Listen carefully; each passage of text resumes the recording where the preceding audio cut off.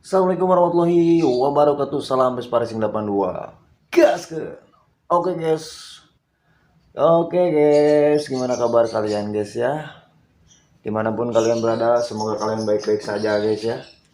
Tidak kurang suatu apapun setelah hari pekan yang sangat mengasihkan. Dan untuk teman-teman yang memang sekarang lagi harus balik, semoga hati-hati di jalannya ya. Oke guys, ini gua mau sedikit ada pembahasan dari sebuah kopling Vespa ya. Entah itu dari BGM, dari TK Racing, dari SIP, dari Pinasco, dan dari motor atau bawaan si mesin Vespa tersebut ya, atau yang standarnya atau originalnya guys ya. Oke, nih gua langsung mau bahas ke arah situ ya guys ya. Yuk, cekidot.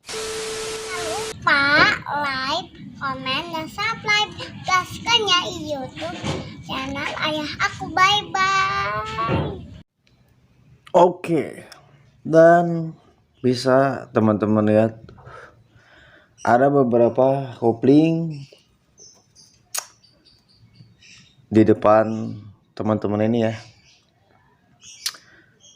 dari beberapa brand atau merek yang begitu sangat sangar ya untuk di kancah perpespaan sendiri guys. Dan tidak kurang suatu apapun, ini gua hanya untuk mengasih info aja bagi teman-teman yang memang menginginkan upgrade untuk Vespa kesayangannya ke kopling-kopling yang memang menjadi idaman, memang untuk kebutuhan si mesin Vespa kalian ya guys ya. Oke, gue langsung aja. Ini gue mau ngebahas dulu di Pinasco ya. Kebetulan kemarin itu sebenarnya bulat ini Pinasco, cuman gue bongkar ya. Gue riset, gue pelajari, dan seperti inilah akhirnya jadi acak-acakannya guys ya. Oke, ini Pinasco, langsung Pinasco ya, bukan pakai spidol guys ini guys. Ini Pinasco, ori Pinasco ya. Nah untuk Pinasco sendiri sebenarnya dia itu hampir sama kayak kopling-kopling standar originalnya Vespa guys ya. Dari posisi bagian bos kuningan, terus posisi dari ring bawahnya atau ring di bagian napnya ini sama seperti yang original standarnya Vespa ya. Hanya yang ngebedain mungkin dari bentuk si plat bawahnya, plat decknya, dia itu lebih modern guys ya, karena diperuntukkan untuk sport gitu ya guys ya. Oke, ini kenapa bak pada bolong-bolong, sedangkan kalau yang original itu enggak ya. Dan gua nggak bisa nunjukin yang original karena posisinya ini nggak ada guys ya. Ada kemarin udah dipasang. Oke, mungkin kalian udah kegambar yang original ya. Dan kenapa ini pada bolong-bolong, gua lanjut lagi. Ini untuk sirkulasi oli ke dalam nanti kopling ketika emang kopling udah jadi gini guys, gitu. Kedua, dia posisinya ini bedanya bentuknya bervariasi ya, maksudnya ada variasi lengkung-lengkungan kayak gini. Cuman kalau menurut gua ini enggak nggak terlalu efisiensi lah kalau itu. Cuman yang paling penting itu untuk kopling, atau disebutnya bahasa bahasa bengkel ya, dudukan kopling atau black plate ya. Ini kalau bahasa tokonya black plate ya. Nah, yang paling penting guys, untuk kalian atau untuk teman-teman, usahakan lubang per ini harus presisi. Ini kan ke per kopling ya, ini ke per kopling. Biasanya kebanyakan kenapa yang ori tokoan beda sama original standar Vespa itu, dia nggak lurus sama si rumah kopling, yang akhirnya dia miring guys.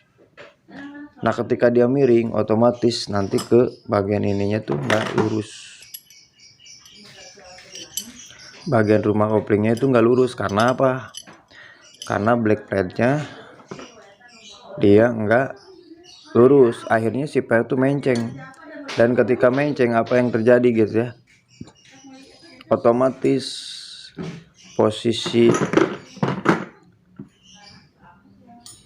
ketika lu teken kopling itu kurang nyaman itu guys. Ketika kurang nyaman, nanti si kopling atau si kampas posisinya dia neken sebelah begitu guys ya. Banyak sekali kasus seperti itu.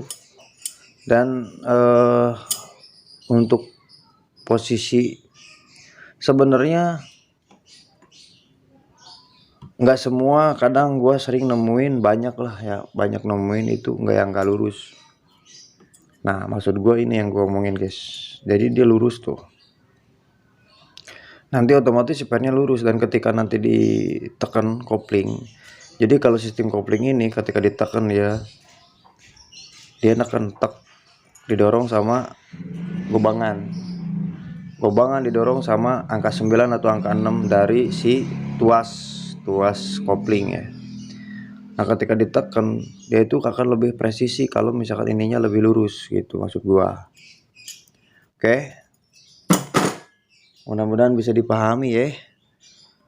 Oke guys, dan ini kalian tahu kan, kalau kawan-kawan yang belum tahu, ini gue jelasin, ini pengganti dari Bosch Kuningan untuk posisi nanti di black plate nya atau di as koplingnya nih, seperti ini guys ya. Dia akan lebih lancar, akan lebih halus putarannya. Cuman jangan salah guys, minusnya pakai mimis bambu kayak gini atau bearing bambu kayak gini. Kenapa? Kalian bisa lihat ya, sekelas SIP aja TK itu menggunakan Bosch Kuningan. Kenapa nggak menggunakan kayak gini? Itu kan bukan dalam arti nggak kepikiran sama beliau, tapi sebenarnya dia pakai Bosch Kuningan ini, dia akan lebih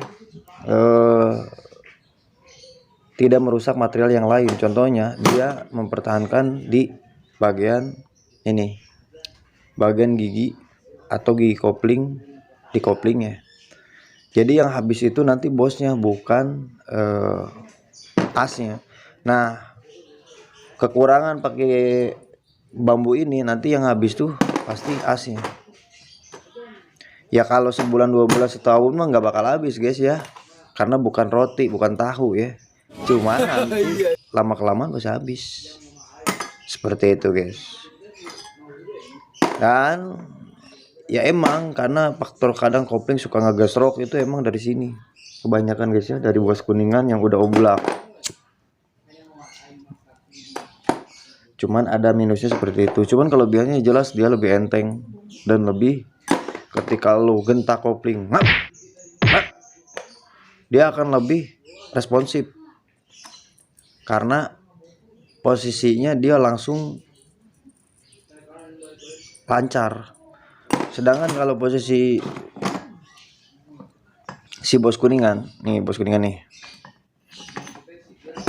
ini Bosch Kuningan guys ya. Nah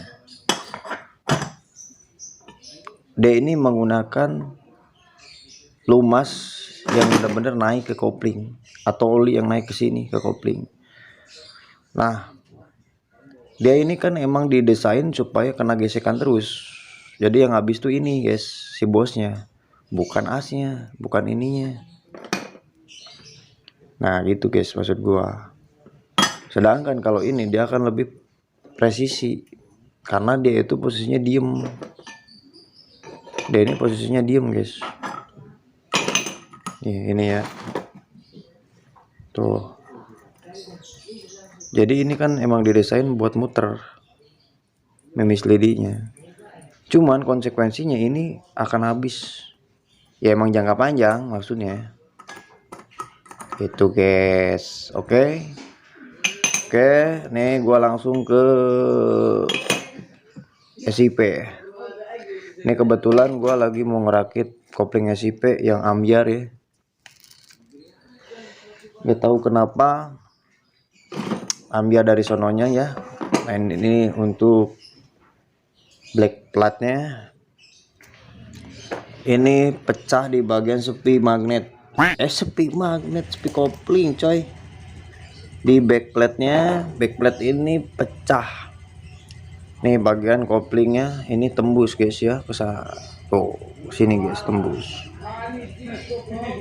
Nah, jadi pada kesimpulannya, teman-teman, kalau kenapa ini bisa terjadi seperti ini, biasanya setahu gua nih, satu, dia nggak masuk ke karkas. Maksudnya bukan nggak masuk, masuk sih masuk, cuman dia posisinya keras biasanya, seret.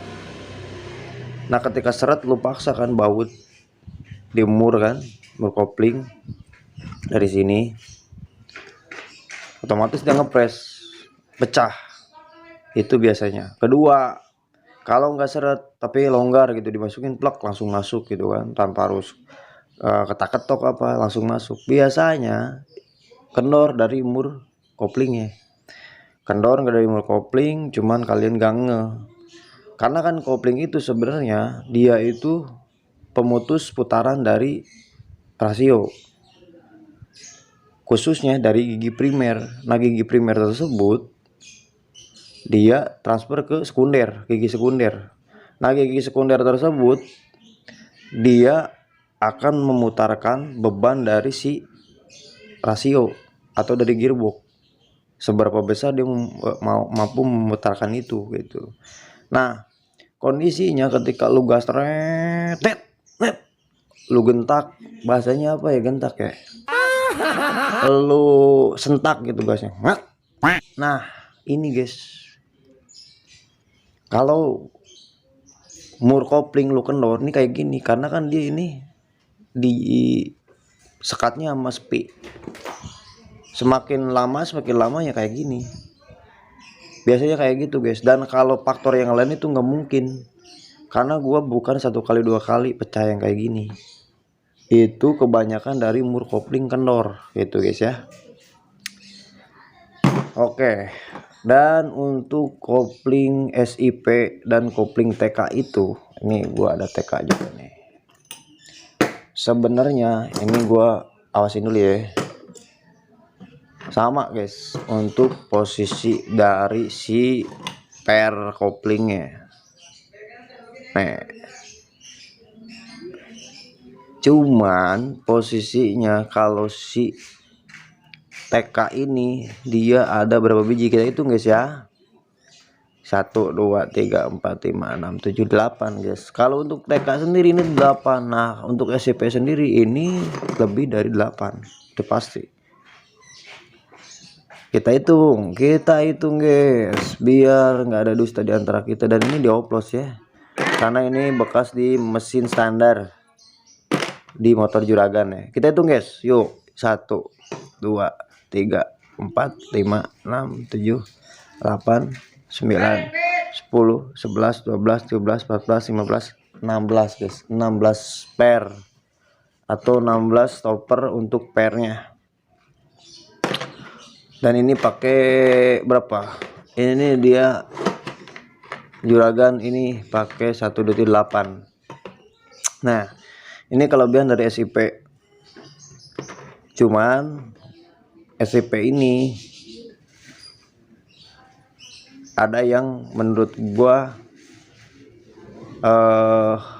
harus lebih dijaga lagi dari pernya. Karena kebiasaannya itu SIP itu pernya itu cepet kendor atau cepet apa ya, kurang ngembal lagi guys, kurang kenceng lagi. Nah untuk dari rumah ini udah jos banget guys ya, ini bukan kaleng-kaleng.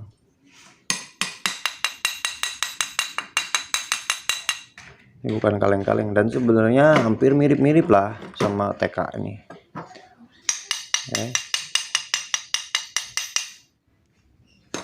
Hampir mirip-mirip ya guys ya. Kalau seliwat sih ya nggak jauh beda lah, cuman ya teman-teman bisa tahu lah, namanya ada kualitas ya ada harga guys. Oke, dan seperti itu untuk per sendiri ini bisa di custom ya. Per sendiri entah dari TK entah dari SIP bisa di custom, semuanya ada customannya. Kalian mau pakai yang soft atau yang medium atau yang road race atau yang hard, tapi ngapain pakai hard ya. Oke, untuk si gigi atau gigi koplingnya sebenarnya sama guys, TK sama SIP sama, kemungkinan untuk BGM juga sama. Nih ini BGM ya, tapi belum gua ulas ya. Ini BGM nih, ini satu set BGM made in Jerman guys ya, BGM guys, cenggol dong. Oke, dan untuk gigi ini sama guys ya, gigi sama. Jadi ini yang TK nih, ini yang SIP yang pecah ya, sama sebenarnya. Dan ini custom ya, ini custom, ini sebenarnya sama guys. Nih gua masukin sini, masuk sebenarnya guys ya, tuh bisa kalian lihat ya. Nah, kita masukin sini guys, tuh iya kan, sama. Dan ringnya tuh dia beda kayak gini ya. Kalau untuk yang standar bawaan Vespa nih kayak gini, tipis dan lebih kecil, dan ini posisinya ada lengkungan. Nah ini juga masih sama, bisa dimasukin ke TK. Ini TK guys ya, nih tuh sama tuh kan. Dan untuk BGM sendiri nih, untuk BGM sendiri dia lebih mewah, dia lebih sangar kelihatannya, dan lebih jos ya. Dan semuanya juga itu ada angkanya, ada angka dari posisi nanti ketika, nah gua jelasin gini guys ya. Mana tracker guys?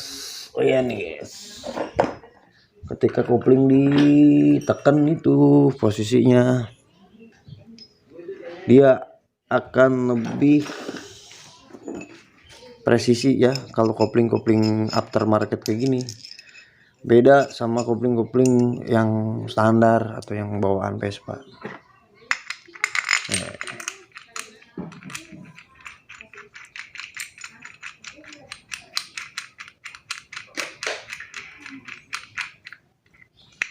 Ini contohnya seperti ini guys. Oh, ini lebih ampeg ya guys ya. Nah, dia akan lebih presisi dan lebih apa ya, goyangnya tuh sedikit guys. Ada goyang tapi dia sedikit banget gitu. Beda sama kopling yang Vespa ya. Contohnya yang kayak gini ini hampir mirip bentukannya kayak Pinasco ya. Sedangkan kalau untuk yang pula yang kayak gini, ini dia lebih halus guys. Ketika lo tengkep kopling set, nah dia itu akan lebih lembut untuk memutus arus. Nah maksud gua memutus arus, primer ini ke sini guys, gigi primer ini ke sini, dan dari gigi kopling otomatis ini dia ketekan kan, set, tekan nih, dorong sama gobangan sama setut kan, tep. Nah adapun dia muter gini, cuman dia enggak nyambung karena dia diputusin sama gigi kopling ini. Sedangkan posisi primer itu standby, dia mau netral mau apapun dia tetap muter, mau masuk gigi dia tetap muter, mau netral dia tetap muter. Akhirnya gini dia guys. Nama yang maksud gue pemutus putaran tuh kayak gini. Nah, ketika lu buka, lu lepas si handle kopling lu, otomatis muter semua. Dan ini dia nyengkram kan. Nah, kebanyakan yang selip itu kayak gitu. Jadi aturan muter semua, dia ada muternya gini. Akhirnya selip guys, seperti itu ya. Oke. Dan ini durasinya takut kepanjangan dan lu nanti nggak nonton sampai selesai juga. Oke, dan penjelasan gua semoga bisa dipahami ya. Dan untuk kampas sendiri ini semua menggunakan kampas 4. 1 kampas pelat, kampas pelat, kampas. Ini juga sama BGM juga ya. TK pun sama guys, cuma ini ketutupan ini ya, nggak kelihatan ya. Sama kampas 4, kampas 4, plat 4 gitu ya guys ya. Oke, mungkin cukup videonya, takut kepanjangan, nanti gue sambung lagi untuk nanti gue pembahasan di masalah pergearboxan ya. Dan untuk teman-teman yang memang kepengen custom dari gearbox, solusi dari gua, pelajari dulu mata gearbox bawaan Vespa kalian, misalkan dari Excel, PX, Spartan, pelajari dulu. Nah, kalau mau naik berapa, kalau mau dikurangi untuk dikasih berat, berarti kan berapa. Maksud gua patokannya di standar, semuanya itu gennya patokannya di standar guys. Jangan ekstrim, karena apa? Percuma nanti nggak bakal lari. Akhirnya ngegeram di mesin, berat di mesin, dan bengkel lah yang disalahin. Kecuali kalian masak sendiri, eksperimen sendiri, mau rusak, mau jebol sama kalian sendiri kan oke aja. Begitu guys. Karena sejatinya riset itu, satu, makan waktu, udah pasti biaya. Yang ketiga, nggak ada yang riset langsung jos. Kalau yang langsung jos itu biasanya kebetulan, dan itu yang sering gue alamin. Dan ketika itu terjadi, ada 2 kemungkinan, antara lanjut dan gak lanjut, atau berhenti di situ.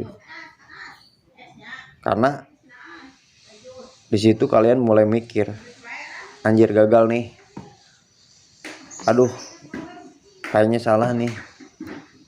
Ya emang itu yang dicari, namanya juga riset kan. Kecuali kalau ya udah main aman, main standar aman gitu kan. Oke lah, mungkin seperti itu guys ya. Terima kasih untuk kalian yang selalu support selalu channel kecil gua. Siapapun kalian, dimanapun kalian, nggak ada maksud apapun, gua hanya kasih masukan, dan itu pun semoga masuk. Kalau nggak masuk nggak apa-apa, kalau nggak senang jangan ditonton. Terima kasih untuk teman-teman. Bukan niat gue untuk menggurui, ini hanya sharing-sharing, gabut aja ya guys ya. Jangan lupa tetap bereksperimen itu bebas, yang penting kalian pelajari dasarnya dulu. Salam Aspirasi 82, gaskeun.